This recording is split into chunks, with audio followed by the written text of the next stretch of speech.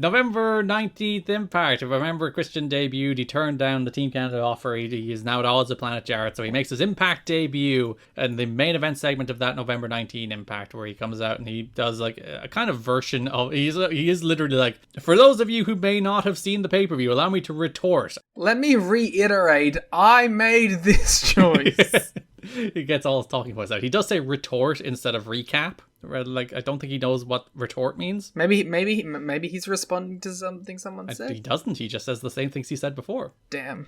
You should tell him to fuck off. Can we talk about that for a moment? A great segment. Can we talk about how Christian Cage is like the best character in pro wrestling in 2023? Because he's just a heel who's actually a heel. Yeah, he's a heel who doesn't want to be cheered. And it does everything not to be cheered. He should be world champion. Honestly, I'm so glad they actually put the actual TNT title on him, because he should be champion, and a champion all the time. Yeah, which is okay. I know it's odd. I could say this for the Title Tuesday thing, but fuck you. It's my show too. So Danielson's beating Swerve because you're not gonna do Swerve Christian because you're not turning Christian, and maybe they're turning Swerve. That seems weird. What are they doing, Garrett? Make your prediction. I think Edge screws Christian out of the match with Danielson. Danielson TNT champ. Yeah, then that would make sense. Then he's weekly matches, dream match series will have some stakes behind it. Yeah, you can do the open challenge, which is their favorite game. Which honestly, Danielson doing an open challenge kind of based. I'm not gonna get mad at that. Just taking on like random guys from fucking Mexico and Japan. Also, I'm just very pleased at the idea of getting a Danielson Christian match in general. Yeah, again, awesome. I also we're finally gonna get Ishii and Danielson. We better for the TNT title and like a Dynamite. And then Tom wins. It's gonna do 500,000 viewers, but I'm gonna fucking love it. Give it 10 stars. So Christian does the same version of the promo. Basically, he's here to get the respect he deserves. He's here to win the NWA title, and he doesn't care if the boys in the back have a problem with that. One boy in the back does, the alpha male Monty Brown. The idea of calling the alpha male a boy. Oh, this little fella. The alpha boy, Monty Brown. The alpha boy. Feels very different, doesn't it? The Astro Boy, Monty Brown. The Astro Bot. Wow. I was watching, I was doing, the Twitter gimmick that was, put your birth year when you're 10 or whatever the fuck, and, wrestling, and then see what GIF comes up. Let it be known. Monty Brown GIF. You would have been 10. Oh, it would have been like an ECW GIF? Mm-hmm. So it's a Marcus Corvon GIF? Nitpick. I was very excited, okay? Good. I would have been 10 and 02. I probably wouldn't get a TNA GIF. Do it. Just see what happens. What do? You open Giphy? GIF, and then you just write, year WWE or year... I wrote year wrestling. That's how I got it. 2002. Oh, I just typed 2002 and I got a Kurt Angle ankle-locking Rey Mysterio GIF anyway, so... There you go. There you go. SummerSlam 02 is the defining moment of my 10 years on Earth. What if I just write 2007? What comes up? It's a Portal meme. This is a triumph. Do. Great song. So yeah, Monty comes out. He makes a big screeching noise. He's like, "Arr!" And then tells Christian to hit the brakes. I like it.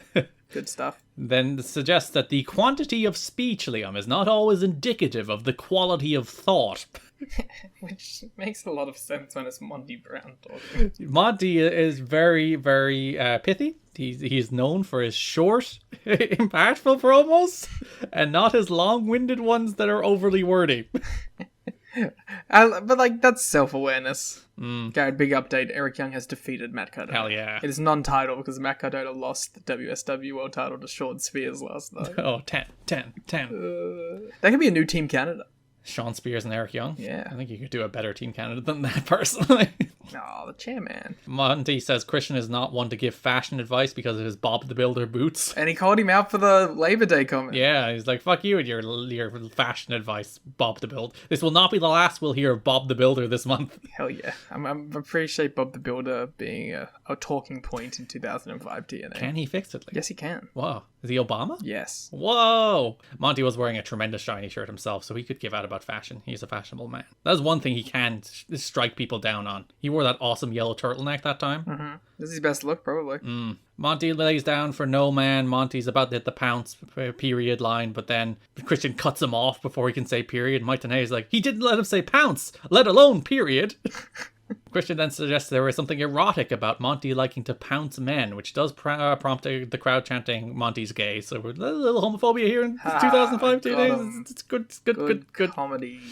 They brawl, but Christian makes the mistake of whipping Monty toward the ropes. He gets reversed, and then he gets his ass pounced on his Impact debut. Hell yeah. Again, Christian being one of these guys that actually knows how to do things, making Monty look strong in that first night. And knowing he'll be fine, but it's important, he's beating Monty, so he needs Monty to look good in the month building up to it. November 26th Impact, Monty Brown squashes Helvis. Crowd chant, "We want Christian," hits the pounce for the win. That's the Morphoplex move of the night, which multiple times this month. The Morphoplex move of the night is in the first match, and I'm like, how did you not know there would be a better move later in the night? Because they paid to be mentioned in the first segment. When probably the most people are watching because they're paying $200,000. Yeah. TNA then did hit the line, "Helvis has left the building." It's a great line. Well done, Mike. That might be my Morphoplex comment of the month. Does that get it added to the intro? Yes. Can you put that after the full intro? So it's the whole thing, and then it just goes, "Elvis has left the building." Sure. And then it cuts to us.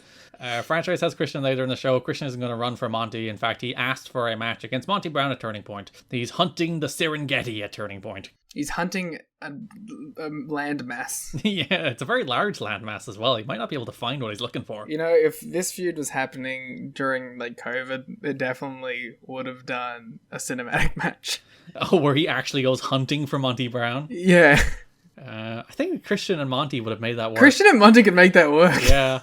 So Gail comes up and says Christian aligned himself with the wrong people. AMW also walk up. They say he's not getting anywhere near the title, as they pumped in, they didn't do this for any other promo except this one, but they pumped in a weird amount of fake boos and cheers here for everything Christian and AMW said, and they like response boos where Storm would say something and they're like, "Boo." It's very weird. There's a lot of weird stuff going on. It did feel like the kind of thing they were trying out for 1 week and they were like, "Nah, that's stupid."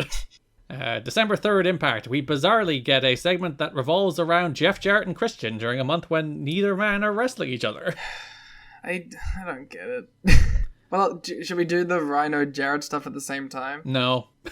Fuck them. You don't want to just... it's like 4 things. Just run through it. Absolutely not. We'll finish Christian first. We'll talk about the Jarrett Jackie. I don't even want to talk about the Jackie Gata stuff. Christian and Jarrett talk to each other. We'll talk about it later. Get to the match. Yeah, they did basically the segment you would expect these two to do as their first face-off segment. We can get into detail with the other one. It's more of a Jarrett thing than it is a Christian thing. That's true. Then go home show of the primetime special is just a weird... it makes sense because Bobby Roode and Christian had the moment, but it's I thought this was going to be the pay-per-view match. Yeah, Christian against Bobby Roode. It was it makes an amount of sense that obviously he turned his back on Team Canada at the pay-per-view, so he'd wrestle a Team Canada guy at the next pay-per-view. But I guess they wanted to start him against an upper mid-card act, of which Bobby Roode is not. So and Monty is. So that's probably why they chose Monty over Bobby Roode. Fair enough. And it's a good TV main. Yeah, this is Christian's first TV match. It's the main event of their Thursday primetime special as well. Christian's first TV match, so that's a decent hook for that. And the match was fine. It was a perfectly fine TV match. Yeah, it was a professionally worked professional wrestling match. The ref was bumped. Christian got a visual pin on a reverse DDT. Monty runs out and jumps Christian. Monty goes for the pounce, but Christian ducks and Monty pounces Scott D'Amore instead. Christian crotches Rude with the hockey stick and then falls with the Unprettier for the win. But then Monty pounces Christian once again after the match. Again, Christian giving Monty the shine heading into the match. Which does bring us to Turning Point, in which Christian does defeat Monty Brown. It's a solid match. Yeah, earlier in the show, Monty does a promo where he's talking to a Bob the Builder plushie. I didn't know Bob the Builder was so big in the US. I guess 2005, I suppose so. Because that song charted in the UK. It was huge here. So yeah, and it's the usual stuff. I will not be leapfrog, you will feel the pounds, and there's some Jarrett stuff that we'll talk about in a minute. But the match itself, Christian and Monty, a good, professionally worked match. Christian bumps his ass off, to be fair. He does bump all over the place for a guy like Monty. He really wants to make Monty feel decent even though he's losing. Hits a big crossbody from the top to the floor. He also hit a frog splash, which I believe he starts incorporating into his offense only now after the death of Eddie. You saw that busted out at the Great Derby match too. Oh, and yeah, to the floor onto the stretcher. That match was so good. Yes, it's nice to see Christian deliver too, because he's a great character, but sometimes the matches can be kind of dull, and that was one of those affairs where it was all the right smokes and mirrors, and made it into sort of the chaotic mess that you'd hope for it to be. So Christian hit that frog frog splash, but Monty kicked out, but he kicked out strong enough that sent Christian onto Rudy. Monty hit the alpha bomb, but because Rudy was slow to get into position, Christian kicked out. So it wasn't quite a visual pin, but the implication was he might have gotten 3 if Rudy wasn't bumped briefly.